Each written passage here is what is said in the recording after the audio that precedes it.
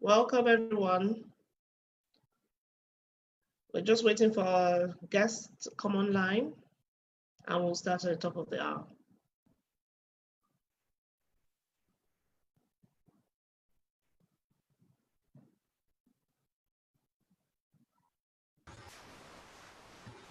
She's online. She's Okay. online, ma'am. Hey, Chef P.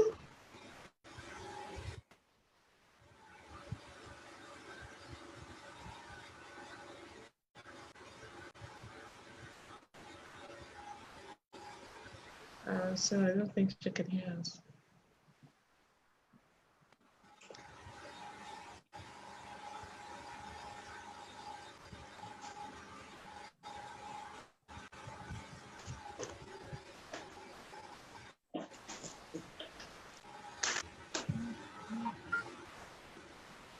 Okay. Chef P, can you hear us now?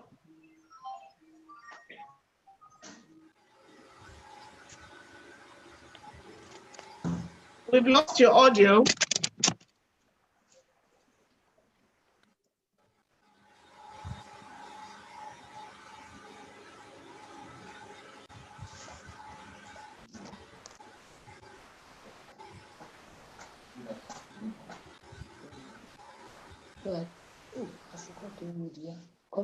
Chef P, can you hear? Can you hear us?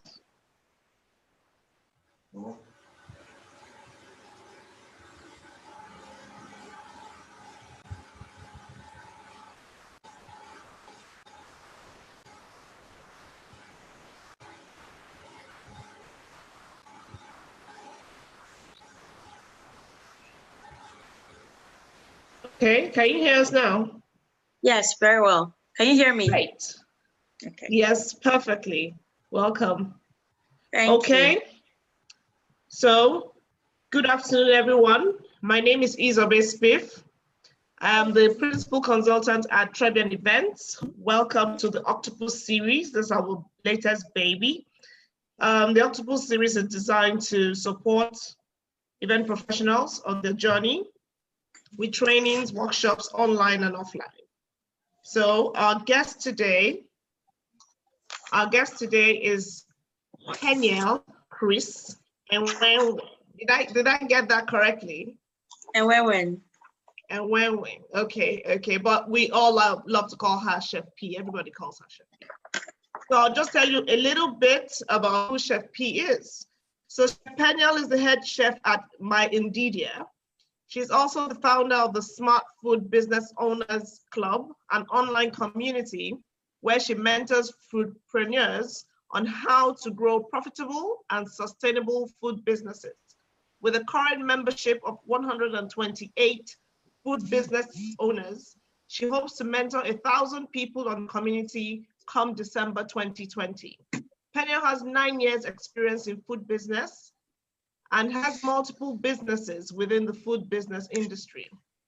In 2019, her restaurant project failed due to a lot of factors, and that made her more determined than ever to use her experience in winning and failing to help other food business owners, and that was how she became the food business fixer.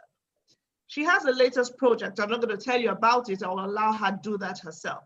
So Chef P, welcome to the Octopus series. Thank you. Thank you.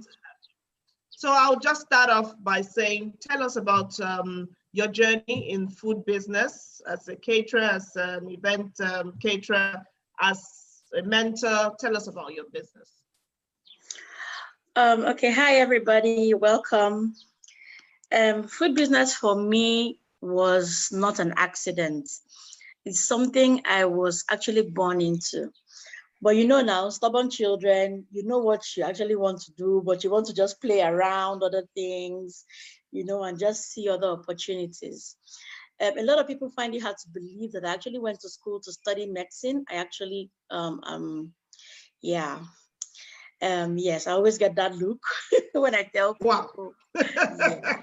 So I was going to become a doctor, but that wasn't the path I actually chose. Let's just say my parents chose that path for me. And when I finished school, I knew that practicing medicine, I practiced for only 1 year. And then I decided that I was going to let it go and pursue my dream. So that was where the entrepreneurship thing came from. And I started doing some buying and selling. I explored a lot of careers. I went to interior design school. I went to fashion school. I actually had a fashion outfit at some point when I was living in Lagos between 2012 and 2014.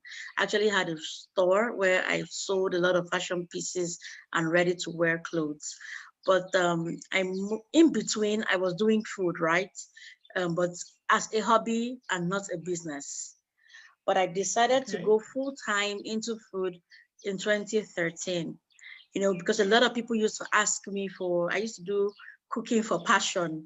Oh, Peniel, please come and help us cook for this, come and help us cook for that.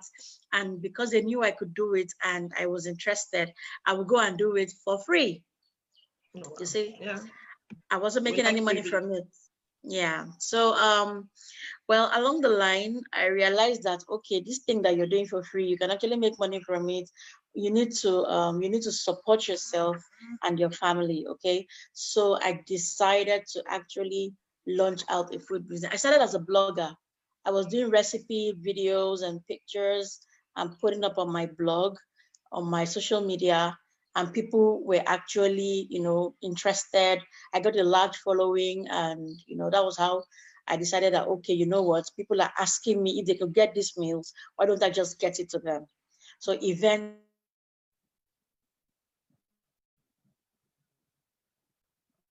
small parties. Sorry about that. I think my network is a bit shaky. Yeah. So I said, I started catering for small parties and, just going with the flow. And let's say by 2015, 2016, my career had started picking up very fast. People, knew me, people started calling me, I started getting a lot of businesses. And all this, I was working from home. Now, the real challenges started when I decided to leave home and scale up. I decided to go big. I decided to leave the comfort of my kitchen, the comfort of my home, and actually scale up so that I could get more customers. That was when the whole drama started. I did this without having a plan, okay? I just knew I wanted to leave the house, but what was the plan to leave the house? What were the goals? What were the steps I needed to take? I didn't know any of this, and I had no plan whatsoever. I just decided to, move. I stepped out, I went out, I called an agent. I said, you know what? I need a place where I can cook from and, do my business. And he said, fine. Now, listen, because I had no plan, along the line, when we were looking for the house, the apartment or whatever it was I was looking for, I found this very nice place in GRA. And he told me, oh, madam, this place go good for restaurant too. I didn't have a restaurant in view. I had no plans. I didn't even know how to run a restaurant, but because he told me that I need that the place would be nice for a restaurant, I quickly just jumped in because I had the money. I paid the rent, fixed up the place, and started a restaurant. That was the beginning of my troubles. Oh, wow. I had no plans. I had no strategy. I was just going, and in 2 years, the restaurant was already failing. It failed because I didn't have a plan.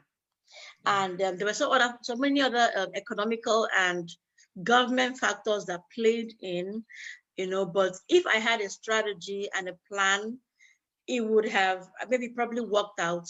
But I don't feel bad and I have no regrets. I only say I wish I knew what I know now. But that process, that journey has actually birthed a lot of other better things for me. So I know other questions will come. So this is the journey so far. And then I now relaunched and moved on to other things in the food business. Okay, that's re-strategizing, yeah? Yes, I re-strategized. With the global pandemic upon us, how did it hit your business? Because I was or let's not say what, okay, let's say was, because I have branched out into other things. Because then I was majorly, let's say 80% of my income came from event catering. Yeah. So the pandemic hit the event industry very hard. Yeah. Every day I keep saying, I don't know how decorators are coping. I don't know how event planners are coping, but it hit all of us. And I quickly had to find a way around it. So when we found out that events were not coming but they were not coming at all, they had stopped altogether. Yeah, they had stopped altogether. But thankfully, when I re-strategized from the restaurant, I have started an online food delivery system where people call in to order food and then we send it out to them. So that one was already picking up when the pandemic hit. So let's just say we had a landing pad. When the event industry closed up, we had a landing pad. So we also had to look around the food industry to see what we can do when events started opening up slowly. Like we now started having 50 people, 20 people parties. Yeah. There were a lot of re-strategizing we did. Okay, so fine. You still remained in your industry. You still remained in your element. You just did something different. Did some kind of strategizing and repackaging. So what would you advise? Because there are lots of caterers who don't know what to do. And not everybody can do this packaging and sending off and all of that. What would you advise caterers? What can they do in terms of still staying relevant, their businesses still stay relevant, and at least to mitigate this loss of income? Okay. I'm currently writing an ebook on food business ideas you can actually branch into during the pandemic. So I'm just going to give you people 5 food business ideas you can work with this period. Now, yes, we know that even working restaurants are suffering as well, because people are afraid to walk into restaurants, to walk into bookers and sit down and actually eat. So when this happened, I didn't feel bad. I counted it a blessing because my working restaurant has shut down and everything had changed. So I said, fine, this is actually for my own good, you know. So the number one thing I can tell caterers out there is find a way to monetize your knowledge. Okay, find a way to monetize your knowledge. You have a cooking skill. You have a skill. Being able to cook is a skill. Now, find your unique selling point. What is it that you offer your customers, that you offer your clients? Or what is the one thing people keep saying, I don't know what to teach, I don't know what to tell people. What is the one thing that people are always asking you for? What is the one thing that people are always coming to pick your brain for? That is actually, people come to you for that thing because they know that you're good at it. Like me, people always come to me to ask me, Chef P, please, I don't know how to calculate the cost of my food. I don't know how to cost this. I don't know how to calculate my pricing. That made me actually think of writing a book on food costing. And I actually did. And people, I have sold over 200 copies. And I actually wrote that book during the lockdown. Wow. Because yes, it was the major it was the major issue. So while we were at home, I wrote the ebook, and each copy sold for about 3,000 naira, and I sold over I think about 208 copies were sold. 100 copies sold in 7 days, and then the rest has been selling, you know, alongside. Most of the members, there's a strong need for that. Yes, there's a strong need for that. So people, I still feel like I'm not doing my marketing enough for more people to see the book, but that's by the way. So I monetize that knowledge and I've been making money on the side from it. In all honesty, any day I'm like, oh, I need some certain amount of money, I just put it up, food costing book. And before you know, 3, 4, 5 people will pay 3,000 naira, and I have raised 15K to do one thing I want to do. You know, I didn't have to sweat. The book is right there. It's going to be there till the end of time. All I need to do is maybe make a volume 2, add more stuff to it, but it is my knowledge. So I monetize my knowledge. So that's number one. Even if it's a recipe, that you have. Maybe your people keep coming to buy your bread or your puff puff or your jollof rice. You can make a recipe book for just that product, how to cook a banging jollof rice or how to cook a bestseller jollof rice and sell it. It's knowledge. People are looking for knowledge everywhere. Okay, so that's number one. You can monetize your knowledge. Number two, the event industry has changed. It means that cooking and serving is literally out of the way for now. Exactly. I have done a couple of events and none of them, okay, just the ones I did over the weekend that I served the food, but other ones I've been doing, we pack up the food. So you can come up with a food package, like a food box, okay? Put in the food, put in water, put in the drink. I did that. I took a picture of that box and I sent it to some event planners. And I've had 4 events from it. Okay, they go like, oh, this is a wonderful package. So I call it the food box or whatever name you want to give to it. It's a good business idea because really, if you want to sit down and wait for opportunities to come to you during this time, it's hard. Everybody's hustling.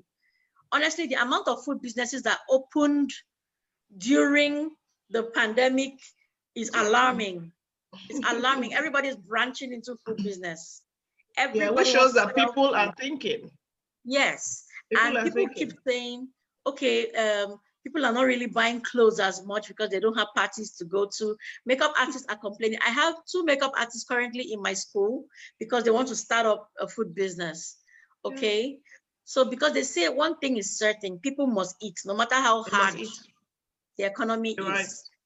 So you have to think. So those event packages are something that you can actually come up with for weddings, even for parties. I have a kiddies fun box. Okay, so that's number 3, a fun box for children parties.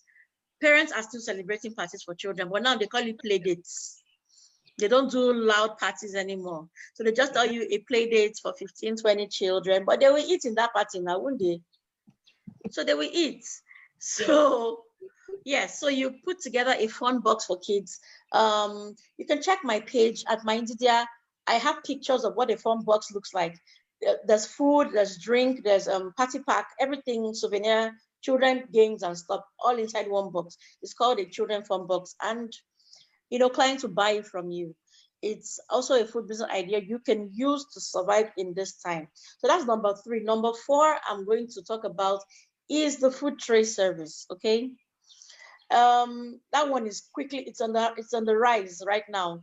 A lot of people are demanding food trays, spouses for their other halves, like, oh, my wife's birthday is today, my husband's birthday is today, I want to have a food tray. They know they cannot do a lavish party. So the least they can do is give them a surprise, either in bed or at lunch or at dinner. So food trays are quickly becoming a thing. Find out how you can actually start a food tray business. It is actually a different thing compared to the catering you're used to. So you can read up ways on how to start a food tray or check the internet. There's a lot of information there on how you can start a food tray business, or you can meet me maybe after the webinar and I can give you pointers. Okay, it's actually free, don't worry, I won't charge you. So so the 5th one that you can actually do, a lot of people are doing it now, but they're doing it wrong. I keep saying they're doing it wrong because nobody's actually thinking what I'm thinking. It's a delivery service, okay? A lot of logistics companies are coming up right now, but guess what? Yes. It's not enough. Every day I keep fighting with delivery people that don't come on time. I'm always screaming, I'm always shouting. It is not enough. But now the logistics companies that are coming up are general logistics. Yes. Nobody is thinking logistics for food. Okay. If I see a company that comes up and they say they want to do logistics for food and they are taking only food, it means that they have food safety training. It means that they have insulated boxes. It means that, you know, they have all it takes to actually deliver food at the right temperature. So they will have bikes that can deliver hot food and they have bikes that can deliver cold food. So I haven't seen yet. It's a food business idea I penned down. There's only one. There's one. Okay, which one is that? Which one is that?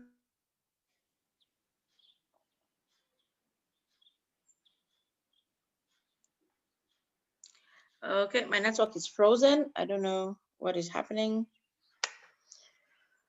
If you can still hear me, please say something. My network is frozen. I can't hear anymore. Okay, we're back. I can still hear you, ma. Okay. But I can't see Isobe anymore. So I'll just continue. So logistics for food. Okay, Isobe, you're back. Back here. Okay. So yeah, so if there's one, that's fine, but one is not enough. I can tell you categorically that we have over 1,000 food businesses in Port Harcourt. Let's not even go into Lagos. There are over 5,000. Oh yeah. Exactly. So I think a lot of event professionals pivoted to catering business, at least within their industry. They pivoted to the catering business, and I'm hoping that it's something that they can sustain, with side by side with their original businesses at the end of this pandemic, post COVID-19. Yes. Yeah. So because eventually this will blow over and things will change. Right now, people are doing business of convenience. This is what they are actually doing now is business of convenience. People are doing this business so that they can eat, so that they can survive. It's not basically because they see themselves in the next 20 years, running large chains and all that stuff. So these are a few business ideas, people who are still stuck at home or people who are still confused about what to do can do. There are a lot of things you can do as a food business owner rather than just sit down and throw a pity party because the pandemic dealt you a big blow. Okay. Exactly. So I was telling the people in my class last week that if you have books, you can trace, you can actually know how you're doing. And I can categorically tell you that this pandemic let's say between January and now, from April till date, let's forget about the 2 weeks where we were locked down in the house with no movement. But before the lockdown and after the lockdown, we've actually recorded 3 times our sales. Wow. Yes, we've recorded 3 times our sales because before the lockdown, there was a mad rush for food. People wanted to stock up on food. So we quickly made offers to people who wanted soup bowls, stew bowls, rice in bowls, and all that. So we did all that. And now, interestingly, people celebrate now more than they were even celebrating before. I don't know why. It's weird to me. Because people are realizing that life is short. You're spending less. That's why. Exactly. And maybe they realize that, okay, life is short. I might as well just do it. We don't know what is coming. We don't know what's going to hit us anymore. So, these days, I have people saying, okay, my wife's birthday is tomorrow. What can I get? My budget is 20,000. My budget is 25,000. Before, they will never answer you. They also want to do a party, want to do this, and then they will end up not even doing the party.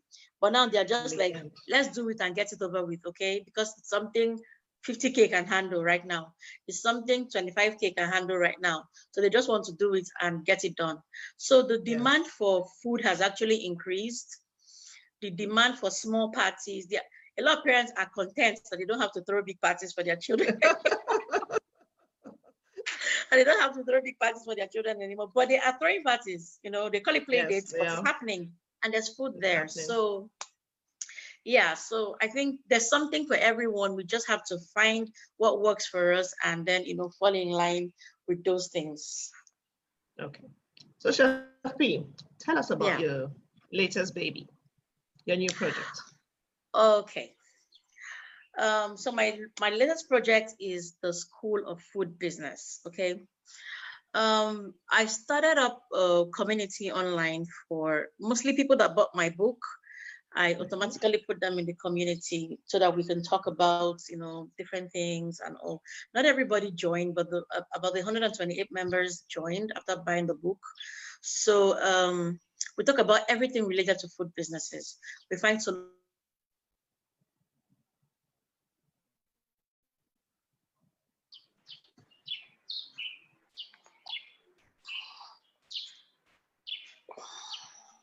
It's a community, sorry about that, the network froze. So it's a community, okay, where people learn food business. I call it a mentoring group, where I teach people food business processes on a daily basis. But now that aside, the demand for food business management is on the rise. Every day I get complaints in my DMs, in my phone inboxes, people telling me, Shafi, I started a food business and we're not recording any sales. We are losing money. I don't know what to do. My restaurant shut down. A lot. And because I share my story almost every time, so people who have similar problems actually quickly identify and come to me and say, this is actually my story. My restaurant shut down and I didn't know what to do, and then, because I now realized that telling them one-on-one is not enough. There's actually a demand for it.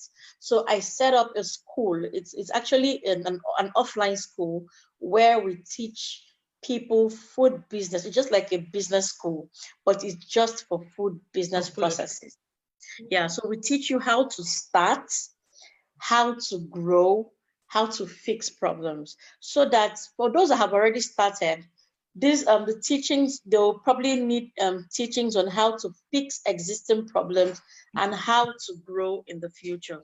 But for those who haven't started at all, they learn the basics on how to start, how to grow, and then even how to make a lot of changes as they go along the way. Because I tell them that the only constant thing in life is change. So you keep, growing, you keep changing. The way we're doing business in the last 2 years is not the same way. Trends come and things change. So that's the aim of the school, to actually groom foodpreneurs that can grow a sustainable and a profitable is the key word, a profitable food business. Because there are people that are in food business and every day they are selling, but they are not seeing their money. It's very common in the food industry.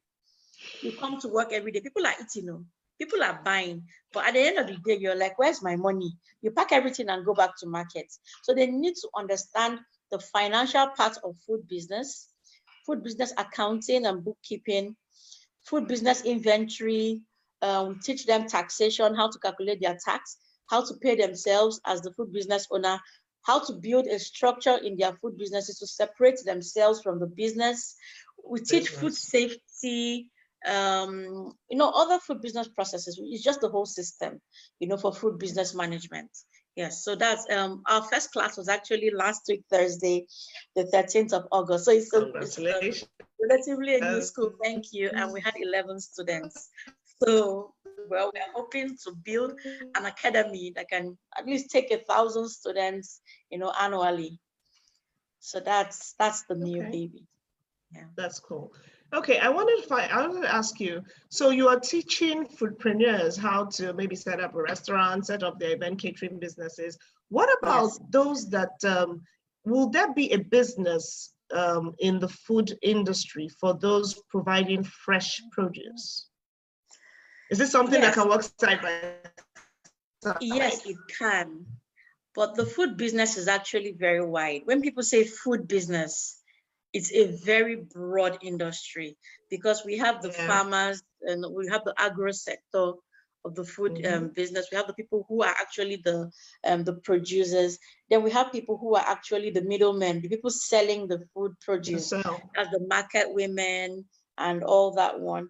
And then we have the chefs, the caterers, the people who are actually cooking the meals, who are turning them into food, cooked food, and edible stuff. And then we have the people who are into the processing, people who process it, turn plantain to plantain chips, who are packaging the food, who are into food, peanuts making, chin bread. So there are different sectors, yes, in the food industry. So it's very broad. But for the School of Food Business, we're starting with chefs and caterers for now. Okay. Yes, because I cannot teach all the sectors, because I don't have experience in all the sectors, but we're building a faculty in the near future that can handle food business processing and food business manufacturing. So you will have people in the agro sector who can teach you how to start snail farming, who can teach you the business side of snail farming, not the practical side. We're not a culinary school. We have affiliates. right now we are affiliated with Southside Culinary. They teach culinary while we teach the business aspect of culinary. So we are hoping to segment them in the future and actually teach across the food industry. Okay, cool. Fantastic. Yeah. Sounds like a really brilliant idea. Okay. So Chef P, how have you handled clients who have, as a result of the pandemic and the lockdown, are requesting a refund, or, you know, with the cancellations and the rescheduling? What have you done? How have you handled them? Okay. This question. I had 2 clients who actually canceled their wedding.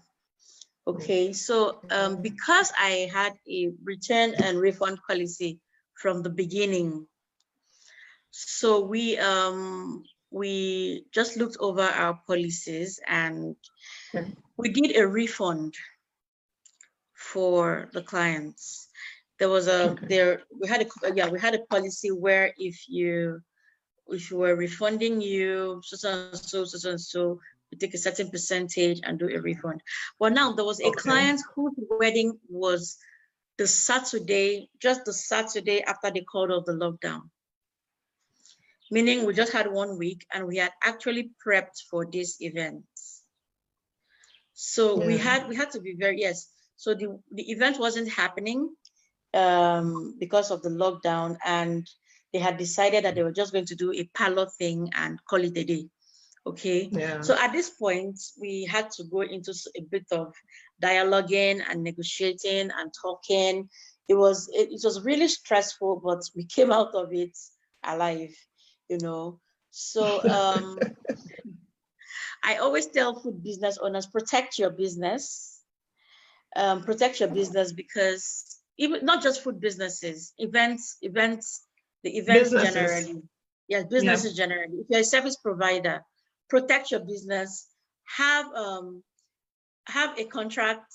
First of all, drop a contract, no matter how small your business is. Let the contract just state what you're offering, because when some clients can be funny, they'll come and tell you, but you said you're going to give us this, that. And look at what you're giving us, this, that. And then you just show them the contract and said, ma, it's written in the contract. We're giving you 5 ushers, 3 types of food, this, that. They signed it. When they see it, they cannot, but when you do everything over the phone without a working document, it's your word against theirs. So they can tell you anything, and then it becomes a banter, and that's really unhealthy and unprofessional. So there's always a refund policy at the bottom of my invoice. And I tell you, cancellation, if you're canceling 1 month before the time, or 3 weeks, or 2 weeks, or 1 week, but if it's less than 1 week, there's no refund. If it's less than 1 week, there's no refund, because at that point, I believe that I have done like 70% of my shopping, and I can't refund that anymore. Okay. So I make the that cancellation clear. Policy. Okay. Yes, the cancellation. That's fine. Policy. I hope people are listening and learning from your experiences. So well, our time is a little gone, but anyway, we can continue. What would you advise people, caterers, because we know that we need to stay there. We would eventually open up fully for business, even though the numbers will be a little down, but I'm sure that would open fully for business very soon, hopefully. I'm asking, what is your advice for the caterers who have still not gathered themselves? So I think everything starts in your mind. Yeah. Who have not put themselves together, to put something else in place to mitigate this loss of revenue. What's your advice to them? Because they do need to start something. They do need to channel their energy and time into something else while they wait for the industry to fully open. Okay. Like you said, everything begins in the mind. So for people who are still, well, I know it's not easy, but for you to be an entrepreneur, you should be ready for anything life is bringing. You should be able to deal with all the basketballs. Yes, now you should be ready. So first thing I will tell you is get up. You really can't sit there for too long. The truth is, yes, we know this will blow over, but what if it takes 5 years? Exactly. Yeah. What if it takes 5 years? Are you going to sit So for 5 years? And waiting for it to blow over? You really can't. So the first thing I'll tell you is get up. Just psych yourself and get up and move, because nobody will do it for you. You can only do it for yourself. Okay. So like I said earlier on, I shared some ideas that you can actually use to start up, relaunch, or pivot into something new. So, but if you're still having difficulties on how to restart or how to relaunch or how to get back into the, into the field, you can actually join my mentoring classes. I actually, we can help you. It's a group thing, it's a group effort. So we can help you. We have people who, when they joined, they were struggling and, they asked questions.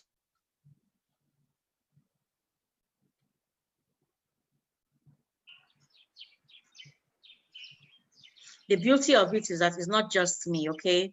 There are it's a community effort, it's a group effort. So they help you and tell you, okay, this is what you can do. And now the fun part is that we are from different places in the world. We have members from Canada, we have members from South Africa, Ghana, Nigeria, Lagos, everywhere. Okay. Yes, we do. Yes, so it's full of fantastic ideas right there. Yes, so it's a pool. Yes, so they tell you, okay, why don't you try this? Why don't you try that? And trust me, it's amazing. It's like, it's a different world in there. Honestly, it's hard to see people collaborate so much. People in the same industry, in the same line of business, and where that they are actually hardcore competitors. But at the end of the day, we come out victorious. Yeah, collaboration is the new competition. Oh yes, it is. So that's it. Oh wow! Thank you, Chef P. Thank you. I think I've learned a lot, and I'm sure that most people have taken down a lot of notes, and they'll be looking into one or two of these ideas. What would you think? What would you say best complements the catering world? What is the first thing you would say to someone who wants to pivot, who wants to look for another business to do in the time being, and still sustain both businesses or the multiple businesses in the end? Because they go well together, you'll just be spent. You would overwork yourself, you'll be spent, and both of them will die. So what would you advise? Okay, you can do this conveniently. It will be complementary to your catering business. Oh, great. Okay, so for me, I currently have 7 businesses I'm running side by side. And okay, I think I'm going to hand over my Ogwaligo title to you. So I currently have 7 businesses I'm running, and they're all food related. Interestingly, they're intertwined. I tried to do something outside food, and I was burnt. I was burning out every day because I had to go into another industry altogether. Exactly. It wasn't working for me. Yeah, so I had to come back. So I realized that you can get your 7 streams of income in the same industry, in all honesty, except you have the power. Unless you have the power. So I am into food processing right now. I have a food processing business.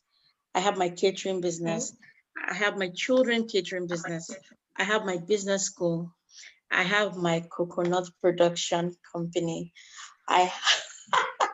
So they are different businesses, but when you somehow. say coconut production, are you a farmer or you process coconut oil? What did you? I don't even do coconut oil. We do fresh coconuts and coconut water, fresh coconuts for events, and yes, so it's like the whole Oh, okay. Bali, Hawaii thing. You have your fresh coconuts cut up, and then we serve it at events and all that. So it's Cocoville. Yeah, so we should be talking to you when we have Caribbean themed events. Yeah. Exactly. Yeah, I've done a couple of those, so it works. Yeah. So I do things are always born out of filling a gap. People always ask, and then when I find out that the questions are becoming too much, it means that there's a gap there, and I try to fill it up, nicely. Yeah, so that's how these businesses come, pari passu to Erin. But the other business that I ventured into that's outside my niche is the delivery, the logistics thing, but I haven't placed the foot on it yet because, like I said, it's stretching me too much. So I recently acquired delivery bikes, and I'm still learning how to. Okay. Yeah. So for Put now, the it's just working. together. Yeah. So for now, it's just working for me only, not other people. Okay. So you have the insulated boxes. I'm working on getting them. Okay. Yeah, that works. Wow, fantastic, Chef P.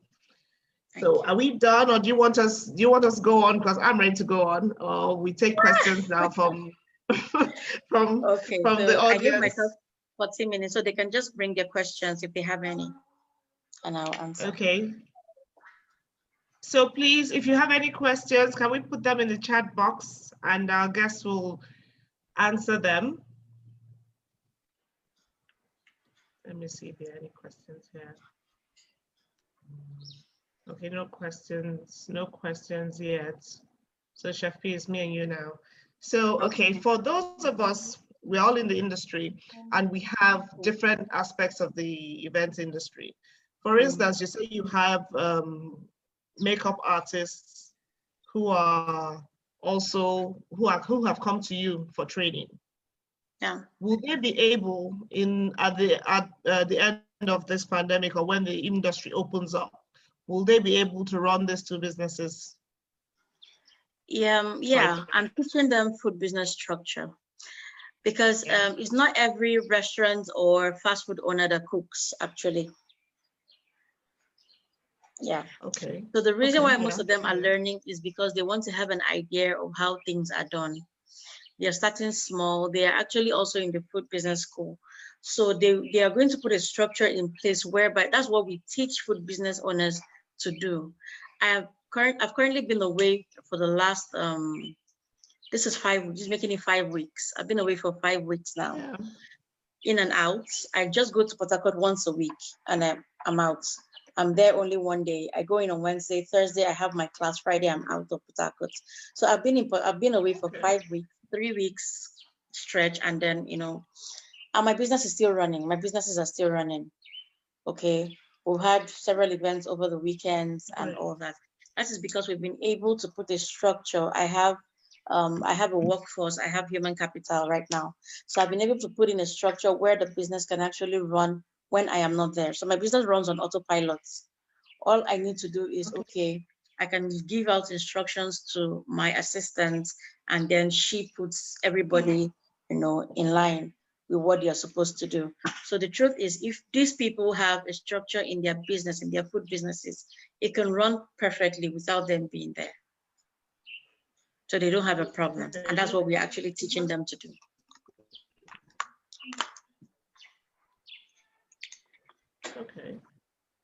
Okay, I have a question.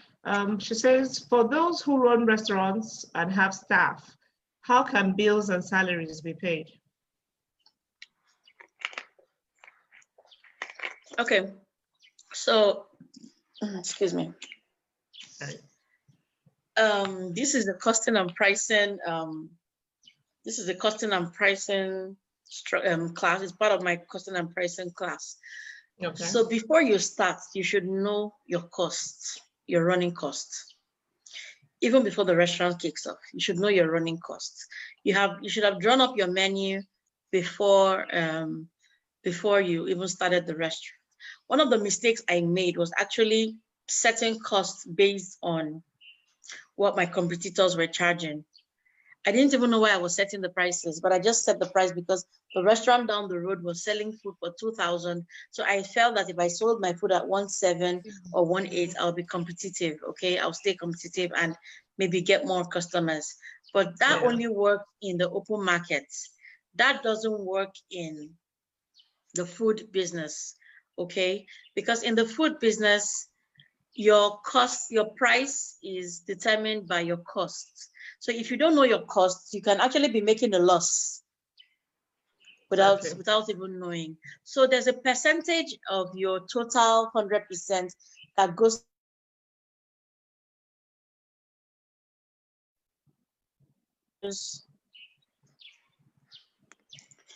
to rent, that goes to staff salaries, that goes to revenues and every other thing.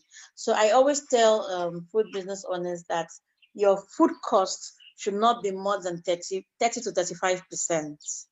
Okay, so there's actually, I can't actually give you how in details how to calculate what you pay. Sorry, Chef P, I think we lost you. Okay. Chef P, sorry, I think we lost you for a bit there.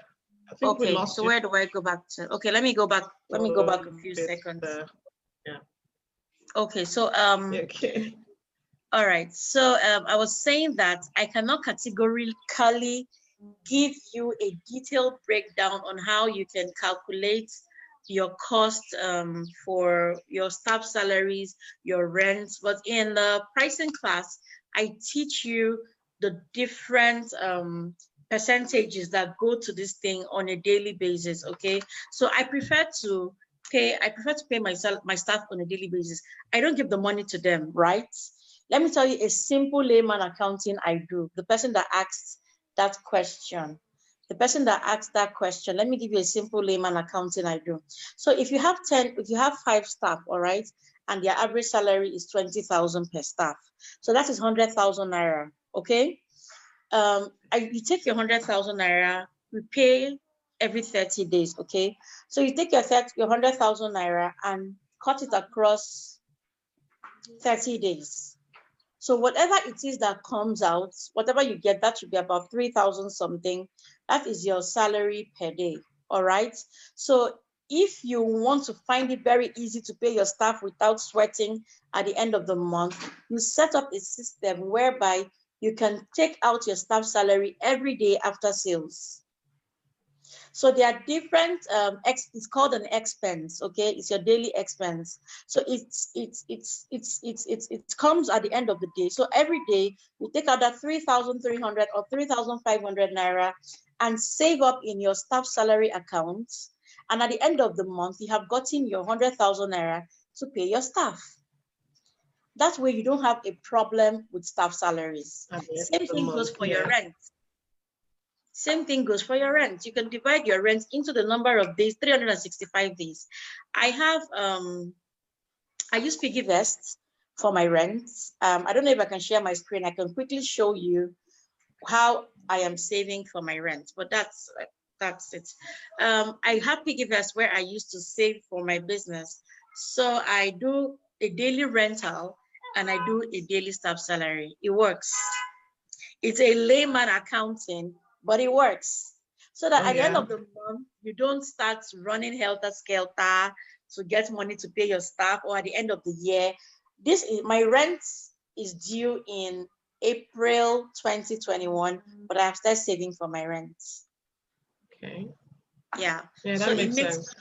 It makes it very easy. So I'm saving, it's about 1,000 something every day for your rent. So if you know that you don't want to struggle, I would advise you use my saving system to, get things out of the way. Fantastic. Okay, I have a from Oluwakemi. Hi, Oluwakemi. She says, starting the food business proper, and I don't have enough capital to start up my ideas. How will I go about it? Money. Okay, this one, it's a major issue. Everywhere. Yeah, it's a major issue everywhere. And in all honesty, let's be real. Our banks do not give startups. They don't give you money to start. No, they don't. They don't. So you have to show them that you already been running the business before they can give you money. You have to show some credit history before you can get money from the banks. So let's rule out the banks from this equation, okay? So the next place you can actually find funds to start up, grants. And grants, I used to say they are 1 in 100 chances to win a grant. Your business idea has to be, I don't know how to put it. In fact, it has to be top notch off the hook. Thank you. Before you can actually get a grant, because in the grant, sometimes they give one person and you have 3,000 people applying for that grant. And it's just one person that's going to emerge the winner.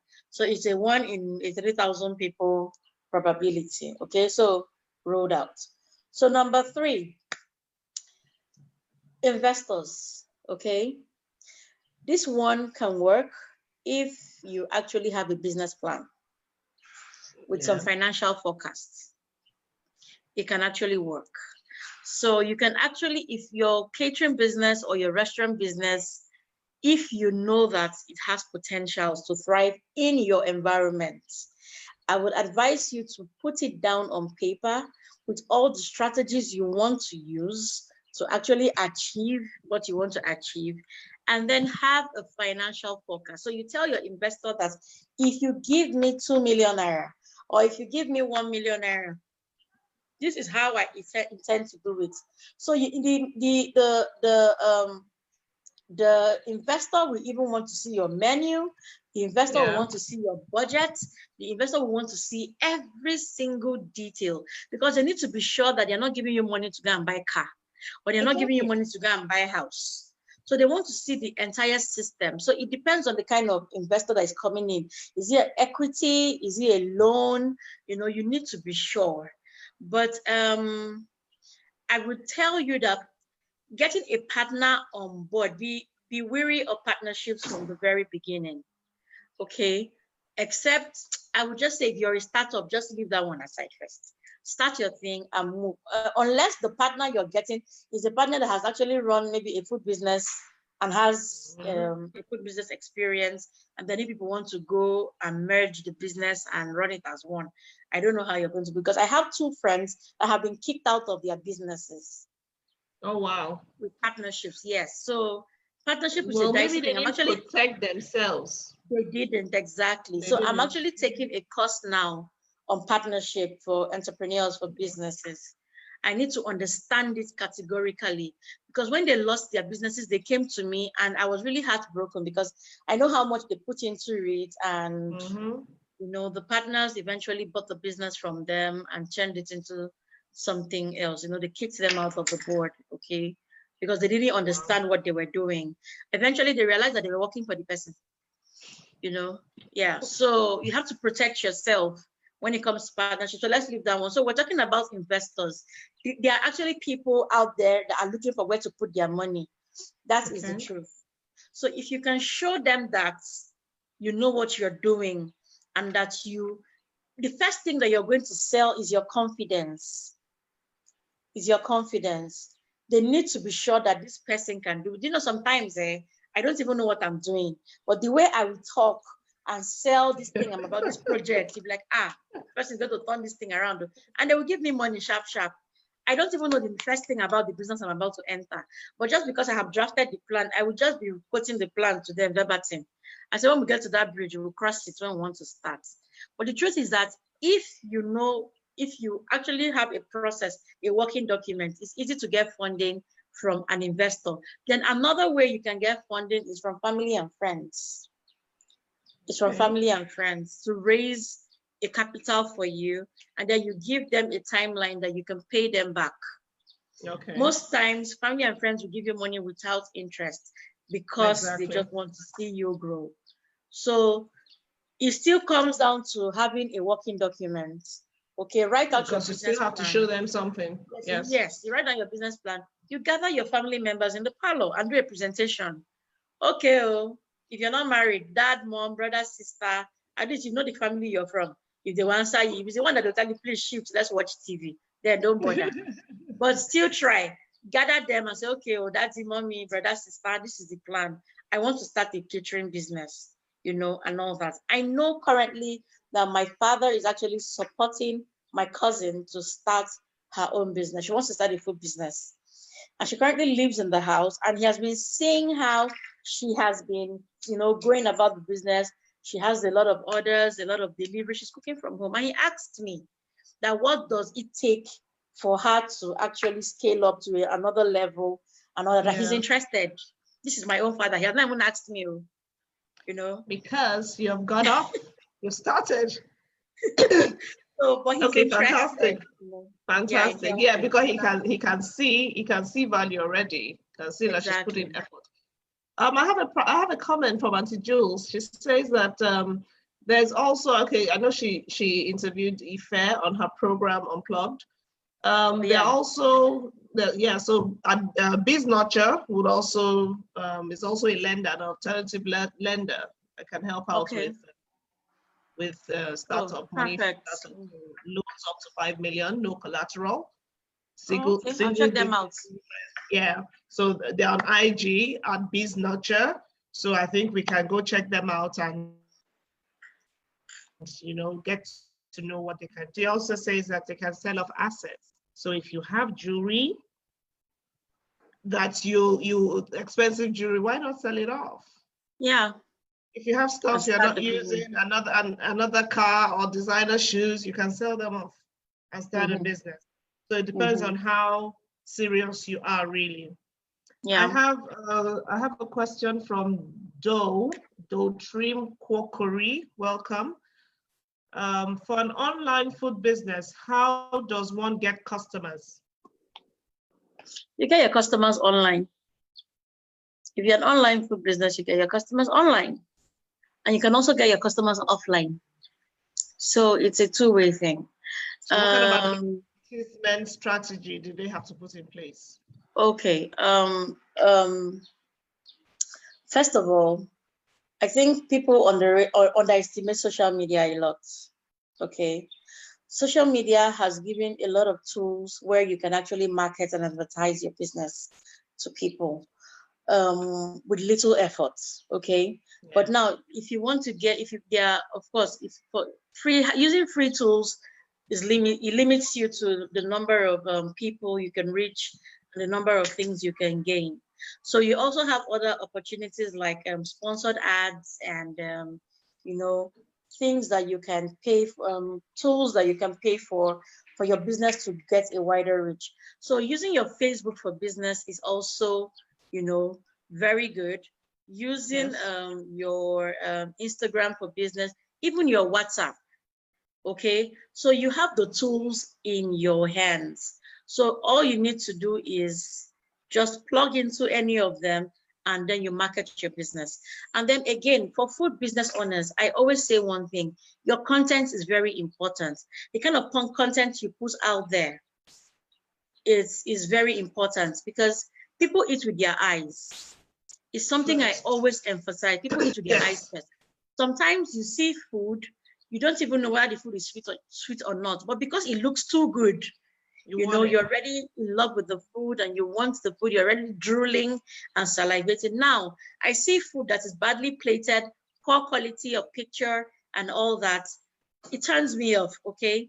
Now that food might actually taste really great, but because it doesn't look appealing and appetizing, I look away and I'm like, it doesn't look good, and I just walk away. It's a mind thing. So before you put out your content out there, you make sure. That's why you see a lot of all these bloggers and content creators. They go the extra mile to make sure that their pictures are really good and of great quality. So market is not just marketing, but what are you marketing? What kind of content are you marketing?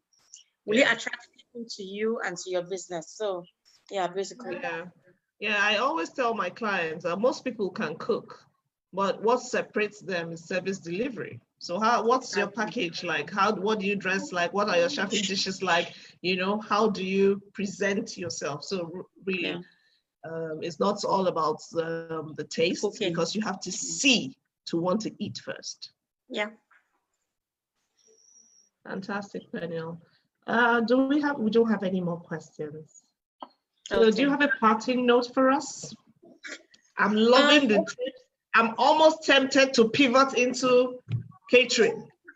Please stay where you are. Don't worry, just stay where you are. We like you there. Okay, last words. Shh, everybody. So last words. Food business is fun, actually. It's interesting, but it can be overwhelming. Okay, so if you're thinking if you want to start, I would tell you just start. Okay, just start, but make sure that you get a lot of information. I'm happy that in this time there's so much information outside. Anything you want, just go and Google how to start a food business, how to start this, how to start that. Everything is on the internet for free. But now there are some extra things that you may probably have to pay for. I beg you, pay for them. I still pay for a lot of classes. When you add value to yourself and to your business, people will know. They will perceive it from a distance. They will know people who are adding value to themselves on a regular. When you see chefs on Instagram or on Facebook or wherever, you will know the people who take out time to add value to their businesses. And those are the people who attract people to themselves, okay? But if you're just, you wake up one morning, you start doing things haphazardly, before you know, your business will shut down. It's very easy to lose money in food business. Yolanda and Mel, please. It's very easy to lose money in food business because I always tell people that you have to be very practical when it comes to food business. You have a bag of rice. Do you know how many cups of rice is in that bag? What if your staff is stealing from you? How would you know? But yes, if you want to be a very detailed food business owner, you can go as far as knowing how many cups of rice make a bag of rice. So in all you do, apply wisdom, your due diligence. Just do it right and you will see you'll become very profitable. Know your cost. I always say that if you want to succeed in food business, know your costs. That's it. Okay. This network is not allowing us. Yeah, network. Hey. Okay, so we lost you there.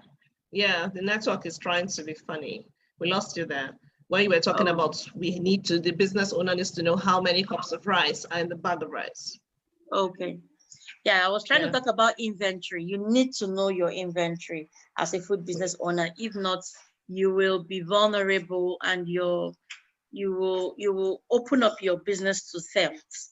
So you need to actually, have your inventory. You have to have your structure in place. When people hear the word structure, they think it's a big thing. It's actually not a very big thing. Okay, it is not. Structure means have a standard operating system, a standard operating procedure. For jollof rice for 20 people, this is the recipe. Please write it and stick it up on your wall. For soup for 2 people, write up the recipe and stick it up on your wall. If your staff can actually follow, even you, if you can actually follow your recipes, you will find out that you will save up on not just ingredients, but on money. Okay, and then it will be hard for people to steal from you because they know that you have everything covered. You know how many cups of rice you're supposed to sell from that whole bag. So at the end of the month, when you're doing your audit, at the end of the month, when you're doing your sales audits, you can actually just say, okay, we sold 25 or 100 plates of rice in the month of August. Why do we not have 100 cups? Why are we having a shortage or an increase or something? You would know. So because you have a practical plan, that's it, that works. And then finally, food business owners, please learn to separate yourself from the business, especially the money aspect. Stop stealing from your business. We do that a lot. We do that a lot. You sell because money. Food business is like a daily income business. So you feel you're making money every day, okay? So you've sold 50,000 naira today or 100,000 naira today, and you just take money from there and send for a recharge card, or your on Instagram, you see a bag you like, you buy from your food business, okay? That's not very practical. If you want to spend money from your food business, pay yourself a salary. Then spend your money. Yes, then spend it. That's your own allocation from the business. But taking money from the business, at intervals is bad for your records and for your credit, for your history, and just try to keep your books clean, because you never know. Someday along the line, an investor might come along and say, "Oh, Chef P, I love the way you've been doing your business. Okay, I want to give you 15 million naira to run your business, but let me see your books." And then they'll now see that I bought weed on the 8th of August. And then they saw that I went to Domino's on the 7th of August. And then they say that I bought a handbag, or, that doesn't speak well for you. It means you'll be Not splurging. professional at all. Yeah. Not a problem. Fantastic, Chef P. So, Chef P, for the free consultation, where do we hit you up on? My Indeed? Yeah, no, the Food Business Fixer. The Food Business Fixer. That's my handle. The Food Business Fixer. So that will just come up. Yes, on Instagram. Yeah. Okay, I'm trying to type it out.